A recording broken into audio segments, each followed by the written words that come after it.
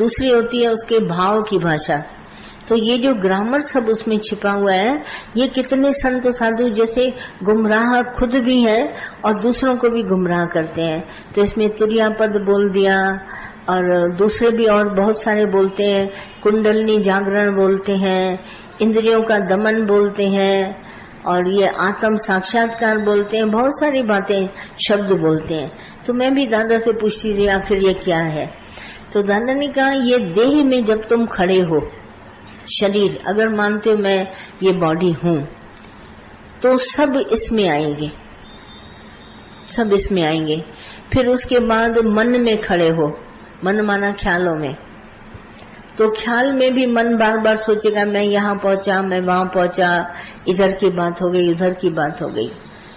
तुरिया पद एक वो पद है जहां पर मेरा शरीर का और मन का दोनों का विचार अंदर से खत्म हो जाता है। तो मेरा ध्यान इतना लग जाए भगवान में कि ना मैं मन ही रहूं ना मैं तन ही रहूं। तो मेरे को मन का भी विचार नहीं आए, तन का भी विचार नहीं आए, केवल हमको आत्मा और ब्रह्म का विचार हो। और हम वहां तक पहुंच गए जहां मैंने मन भी भुला दिया, तन भी भुला दिया, और मन और तन के साथ पैदा हुआ संसार ये भी मेरे से भूल गया। तो इन सब के भूल जाने के बाद जो हमारा एक ख्याल आता है उसको बोलते हैं तुरिया पद। इंद्रियों का भी जैसे रस होता है ना, लेना, खाना, पीना, देखना, सुनना, बोलना, ये रस भी खत्म हो जाते हैं। इतना परमात्मा में हम लीन हो जाते हैं कि हमारे को कोई रस, न इंद्रियों का रस, न मन का, न तन का, न जगत रहता है, न मैं हूँ न तुम है, हम सबसे परे हो जाते हैं। जैसे शक्कर की चाशनी बनाने के लिए पहले तो हम शक्कर को पानी में घोलते हैं, फिर उसको इतना गर्म करते हैं, इतना गर्म करते चाशनी 3 तार की बन जाए, 4 तार की बन जाए। फिर ऐसी एक स्टेज होती है कि पानी पूरा खत्म होके शक्कर बन जाती है वापस, है ना। तो मैं संसार में आया और मैंने सारा संसार बनाया और मैंने इसको सोचा ये सच है, सच परिवार, सच गृहस्थ, सच मैं, सच कमाई, सच बिजनेस, सच ये, सच ये, इंद्रियां सच, इनके रस सच, द्वैत भरम सच, ये सब सच। और हम सिमरन करते गए भगवान का गुरु के साथ, इतना सिमरन किया कि ये सब झूठे लगने लगे। जैसे रोशनी करी तो अंधकार हमारा खत्म हो गया, तो अंधकार के खत्म होते होते हमको सारी बात सामने विजिबल हो गई, दिखाई दिया। तो दिखाई क्या दिया? एक केवल सच भगवान, बाकी तो सब उसने, भगवान ने रूप धारण किए हैं, पर हम सब के भीतर परमात्मा समाया हुआ है।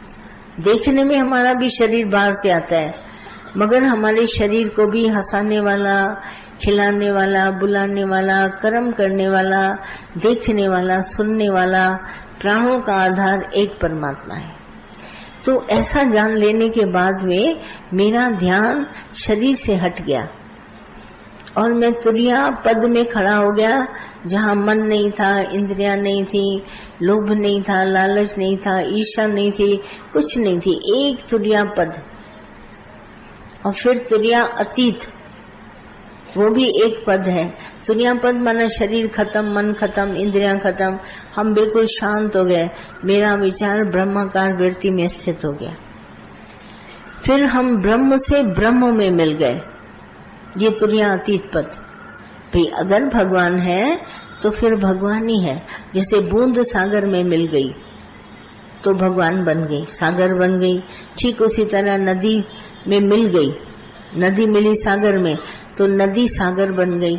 ये है एक मिलाप। पहले हम जगत से मिलते हैं, हम 2 जने मिले, 3 जने मिले, 4 मिले, फिर 5 मिले, फिर ख्याल नहीं मिलता, मन नहीं मिलता, विचार नहीं मिलता, और इस लाइन में चल के ये सारे विचार मिलते मिलते एकदम विचार विचार में लय हो जाते हैं।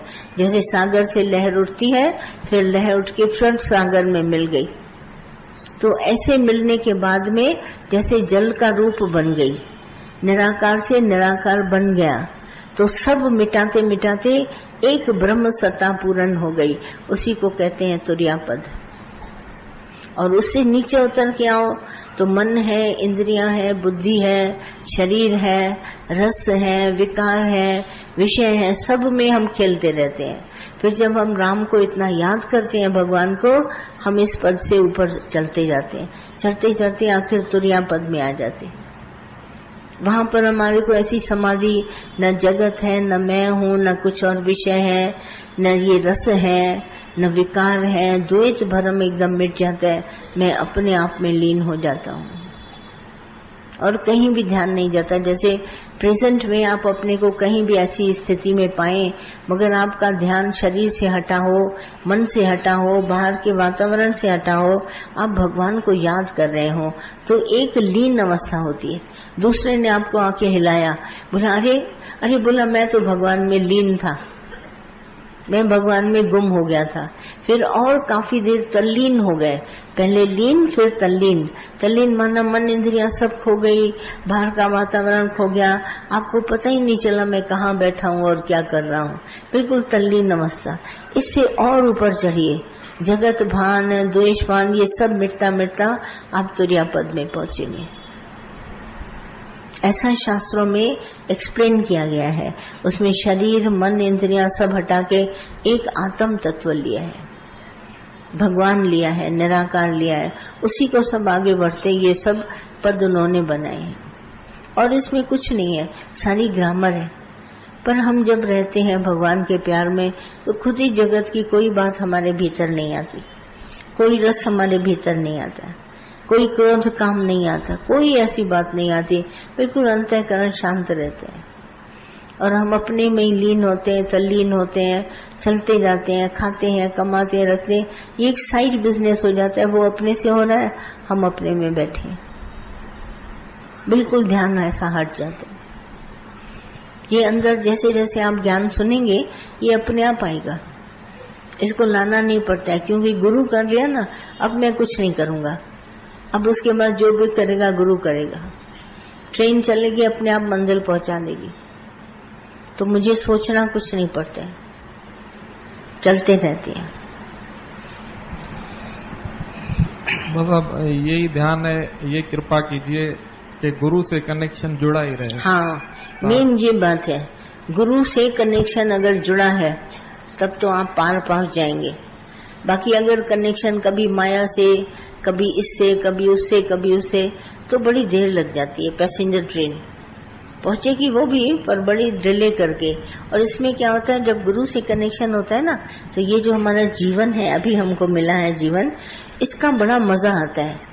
तो हम जीवन मुक्त होके, जैसे आज हम सब जी रहे हैं, तो कामना नहीं, क्रोध नहीं, मोह नहीं, अभिमान नहीं, राग द्वेष नहीं, तो खा रहे हैं, पी रहे हैं, चल रहे हैं, कमा रहे हैं, जितना भी हो रहा है हम लोग बहुत खुश हैं।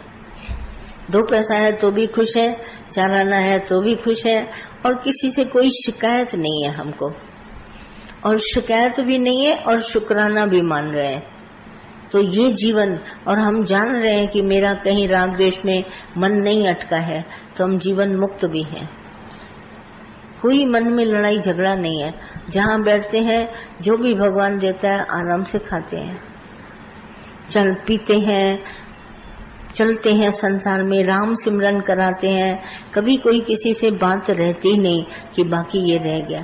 तो जीवन मुक्त होकर विचरण करते हैं, चाहिए किसी से कुछ नहीं। परमात्मा तो भगवान है ही है, हर रूप में भगवान है। ऐसा जीवन का मजा हम लेते हैं प्रेजेंट में। लोग तो बोलते हैं ना विदेह मुक्त, भाई मर गया वो मुक्त हो गया, आत्मा से मिल गया।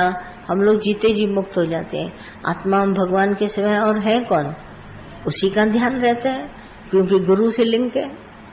जहाँ जाते हैं वहाँ सत्संग, बैठते हैं, वाणी सुनते हैं, लिखते हैं, पढ़ते हैं, बोलते हैं, अंदर में वाणी का मजा लेते हैं, यही हमारा मोक्ष है। किसी में भी हमारा ख्याल अटका हुआ नहीं है, न खाने पदार्थों में, न बाह्य, न जगत कैसा भी रखता है, बहुत मजा है, मौजी मौज है। जैसे वहाँ हाँ, जगत में रहते हुए अभी तक मना काटना पड़ता है, गुरु के ज्ञान से अगर संसार का कोई ख्याल आता है तो काटना पड़ता है। ऐसी स्थिति नहीं होगी कि ख्याल काट आए ही नहीं, काटने की जरूरत ही नहीं पड़ी, आए ही नहीं ख्याल। हाँ, ऐसा भी होगा। पहले पहले तो हम लोगों ने इतने जो कनेक्शन रखे हैं सबसे, तो विचार तो उसके आएंगे, मैं मेरे के पास में रहते हैं। फिर उसके बाद हम लोग ज्ञान का ध्यान करते हैं, ये भगवान है।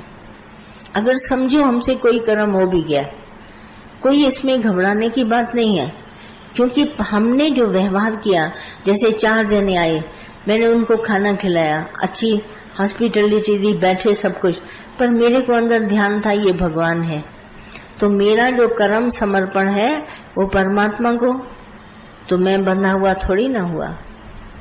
नहीं, मैंने जितना भी कर्म किया भगवान को समर्पण कर दिया, तो मैं बंधा हुआ नहीं हुआ, और ये मेरी माया नहीं हुई, ये मेरा व्यवहार नहीं हुआ, ये मेरा परमात्मा के प्रति निष्काम सेवा हो गई।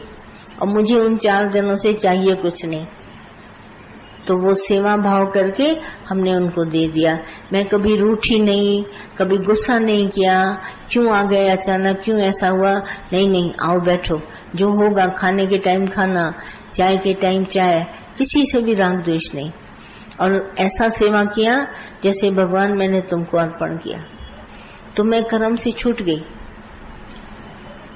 तो जो भी तुम्हारे माया के बंधन तुमको नजर आते हैं, जैसे शादियों पर जाना, बच्चे की बर्थडे पार्टी, या कोई और मरने जीने के होते हैं, या किसी को हॉस्पिटल देखना, तो मंदिर में हाथ जोड़ के कहो मैं भगवान के लिए जा रहा हूँ, तो परमात्मा का भाव लेके जाओगे, उसको भी खुशी होगी, तुमको भी खुशी होगी। ऐसे हम लोग थोड़ी ना हाथ पैर तोड़ के एक जगह बैठ जाएंगे, ये व्यवहार करते करते भगवान हमको आगे चढ़ा देगा, क्योंकि ये सेवा है, निष्काम सेवा। हम गए भी, उसका दिल लिया, उसको 4 वचन सुनाए, इसमें कौन सी बड़ी बात है। शादी में भी लोग जाते हैं 10-15 मिनट खड़े होके किनारे चले जाते हैं, सिर्फ हमारी प्रेजेंट मार्क वहां पड़ती है, फलाना आया था, और थोड़ी ना कुछ होता है। डरो नहीं किसी बात से, ये कर्म तुमको कभी नहीं बांधेंगी। अगर हमको बंधन बांधता है तो सिर्फ मेरा अभिमान। दादा ने बहुत अच्छी बात बोली, बोला एक कोट जो हम पहनते हैं सर्दी में वो सड़ गया, तो बोला पहनने के काम नहीं आएगा।